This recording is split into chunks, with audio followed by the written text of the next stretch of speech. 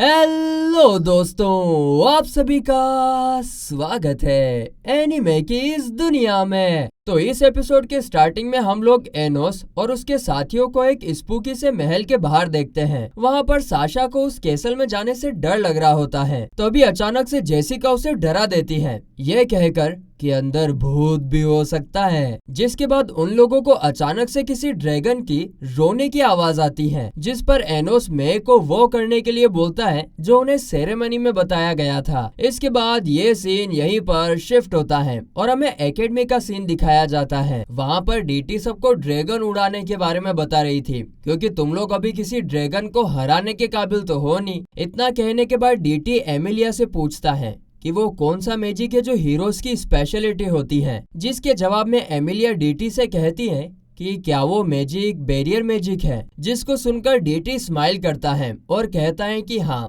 तुम्हारा जवाब बिल्कुल सही है। आगे डीटी बताता है कि बैरियर मैजिक को 2000 साल पहले हीरोज इस्तेमाल करते थे ड्रैगन्स को मारने के लिए। इसके बाद डीटी उन लोगों को डी जेलियास के बारे में बताता है। डी जेलियास एक ग्रुप स्पेल है जिसमें हीरोज अपने अपने मैजिक को कंबाइन करके बहुत सारे धागे बनाते हैं और उन्हीं धागों की मदद से वो लोग ड्रैगन्स को सील कर लिया करते थे। मगर जो एंशिएंट ड्रैगन्स थे वो आज के समय में इवॉल्व हो चुके हैं और उन्हें डी जेलियास से नहीं पकड़ा जा सकता है। और तो और वो ड्रैगन्स जिनकी स्किन अलग अलग शेड की होती है उन्हें वेरिएंट्स बोलते हैं और ये ड्रैगन बहुत रेयर होते हैं। लेकिन अगर गलती से भी किसी एक से तुम्हारा सामना हो जाता है तब तुम्हें उस ड्रैगन से अपनी जान बचाकर वहाँ से भाग खड़ा होना है। कोई भी वहाँ पर खड़ा रहकर ज्यादा होशियारी नहीं बताएगा, मैं तो इसे मार सकता हूँ। इसके बाद वो एमिलिया को डी जेलियास स्पेल को परफॉर्म करने के लिए बोलता है, जिस पर एमिलिया मना करने लगती है और कहती है कि मैं तो एक डीमन हूँ, फिर मैं हीरोज का मैजिक कैसे इस्तेमाल कर सकती हूँ। जिस पर डीटी एमिलिया को एक बार ट्राई करके देखने के लिए बोलता है, एक बार ट्राई तो करो। इसके बाद एमिलिया डी जेलियास मैजिक को स्टार्ट करती है, जिसमें वो कामयाब भी होने लगती है। मगर तभी चश्मिश, छोटू और वो बॉडी बिल्डर एमिलिया के बारे में गंदी गंदी बातें करने लगते हैं, जिसके कारण एमिलिया का ध्यान मैजिक पर से हट जाता है और मैजिक फेल हो जाता है। अब ये होने के बाद एमिलिया उन तीनों को डांटने लगती है, लेकिन ये तीनों उल्टा एमिलिया को ही सुनाने लगते हैं कि तुम खुद मैजिक गलत कर रही हो और अपनी गलती को छुपाने के लिए हमारे ऊपर इल्जाम लगा रही हो। तभी प्रिंसिपल क्लासरूम में आते हैं और इन तीनों से कहते हैं कि मैंने सुना है कि तुम लोग यहाँ पर ड्रैगन से जान बचाकर भागने की प्रैक्टिस कर रहे हो।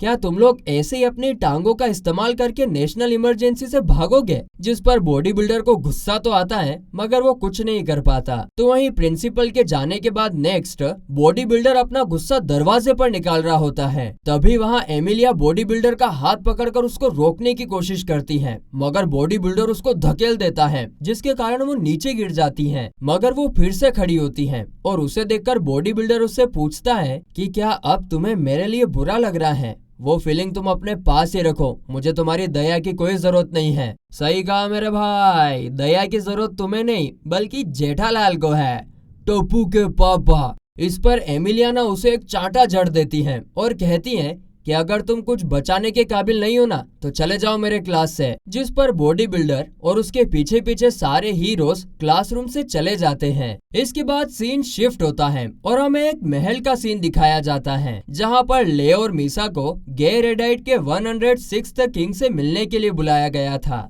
आगे किंग ले से मदद मांगते हुए बताता है कि 26 मेंबर्स ऑफ गे रेडाइट रॉयल फैमिली के अचानक से एक साथ बीमार हो गए हैं, उन्हें सिर्फ तुम्हारी स्पिरिट स्वॉर्ड ही ठीक कर सकती है। जिस पर ले मदद करने के लिए मान जाता है। तभी सीन फिर से शिफ्ट होता है और हमें क्लासरूम का सीन दिखाया जाता है, जहां पर एमिलिया अपने गुड लक चार्म को समन कर रही थी और तभी एनोस वहां पर आकर उससे उसके चार्म के बारे में पूछता है, जिस पर एमिलिया बताती है कि ये चार्म उसे गुड लक देता है। आगे एमिलिया एनोस से कहती है कि जरूर वो बच्चे मुझसे गुस्सा होंगे क्योंकि मैंने उन्हें क्लास से निकाल दिया था, शायद मैं उनके टीचर बनने के लायक हुई नहीं। जिसके जवाब में एनोस कहता है कि मैं ये बात बिल्कुल नहीं मानता कि तुम उनके लायक नहीं हो, तुम तो बस यही चाहती थी कि वो लोग बैटलफील्ड में वैसे लोगों को बचाने ना जाए जिन्हें वो प्रोटेक्ट नहीं करना चाहते। इससे एमिलिया को थोड़ी बहुत ही सही लेकिन हिम्मत मिलती है। तो फिर वहीं अगले सीन में हम ले, मीसा और किंग को देखते हैं जो कि एक केव में थे।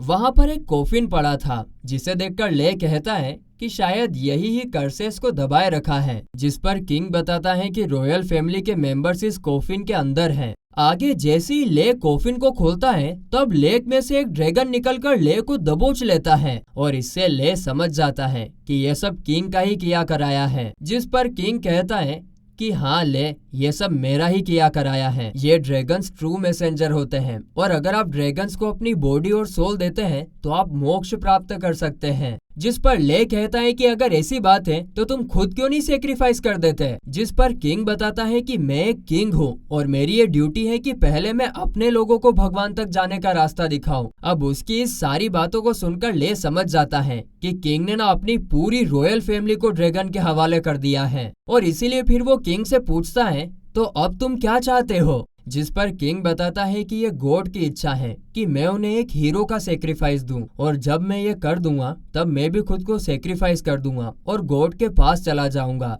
जहां पर मुझे रॉयल अथॉरिटी और एटर्नल लाइफ मिलेगी। ये सब सुनकर ले पूछता है कि ऐसी बेकार की बातें तुम्हारे अंदर किसने भरी है, जिस पर किंग कहता है कि नहीं बेवकूफ, ये सब तो गॉड का आदेश है जिसका पालन हम सबको करना पड़ेगा। इतना कहते ही किंग अपनी रिंग की मदद से गॉड ऑफ इमोशन एनस ने मेस को बुलाता है। उसके बाद वो गॉड जाकर मीसा की सोल को काबू करने लगती है, जिस पर किंग ले से कहता है कि निकालो स्पिरिट स्वॉर्ड को, नहीं तो मीसा की सोल को काबू करके खत्म कर दिया जाएगा। जिस पर ले स्पिरिट स्वॉर्ड देने से बिल्कुल ही मना कर देता है। तो किंग कहता है कि ये बात है, फिर तो अब तुम भुगतो। इसके बाद फिर वो मीसा की सोल को कंट्रोल कर लेता है और उससे ले को खत्म करने का ऑर्डर देता है और ये सुनकर मीसा ले की तरफ आगे बढ़ती है और ले का गला पकड़ लेती है। लेकिन तभी कहानी में ट्विस्ट आता है और मीसा कहती है कि मैं गॉड का ऑर्डर रिजेक्ट करती हूँ और ये सुनते ही तो किंग के होश ही उड़ जाते हैं और वो कहता है कि ऐसा करना तो इम्पॉसिबल है। तो ले किंग को बताता है कि गॉड भी मीसा की सोल को चुरा नहीं सकते क्योंकि मैंने उसकी सोल को पहले ही चुरा लिया था। तो वहीं दूसरी तरफ एमिलिया स्टूडेंट्स को ढूंढ रही थी, तभी कॉरिडोर के सारे विंडोज के ग्लासेस टूट जाते हैं और उसके कारण एमिलिया नीचे गिर जाती है और जब वो उठती है तब उसे विंडोज से एक ड्रैगन दिखाई पड़ता है। वो ड्रैगन रेड वेरिएंट था जिसके बारे में डीटी सुबह सुबह बता रहा था कि कैसे अगर ये ड्रैगन सामने आ जाए तो अपनी जान बचाकर भागो भैया। फिर आगे हम सारे स्टूडेंट्स को देखते हैं जिन्हें ड्रैगन ने घायल कर दिया था और तभी हम ये भी देखते हैं कि बॉडी बिल्डर चश्मिश और छोटू ड्रैगन का सामना कर रहे थे। आगे वो ड्रैगन जैसे उन पर अटैक करने वाला होता है कि उसके सामने एमिलिया आकर ड्रैगन के अटैक को रोक देती है और उन तीनों को बाकी लोगों को यहाँ से लेकर जाने के लिए बोलती है, जिस पर बॉडी बिल्डर ऐसा करने से मना करता है। आगे फिर चश्मिश ड्रैगन पर ग्रेवल मैजिक, जो कि एक सेल्फ डिस्ट्रक्टिव मैजिक है, उसका इस्तेमाल करके ड्रैगन को रोकने का सोचता है, मगर उसके कुछ करने से पहले एमिलिया उन तीनों पर अटैक करके उन्हें आगे जाने से रोक लेती है और कहती है कि अगर तुम लोग सच्चे हीरोज हो तो अपने साथियों को जाकर बचाओ। बस इतना कहकर वो अकेले ड्रैगन से लड़ने के लिए चली जाती है और उसका ध्यान अपनी तरफ करके वहाँ से भागने लगती है, जिसके बाद वो ड्रैगन उसको पकड़ने के लिए उसका पीछा करने लगता है। ड्रैगन से बचते बचते एमिलिया यहाँ पर अपनी पुरानी मेमोरीज को भी याद कर रही थी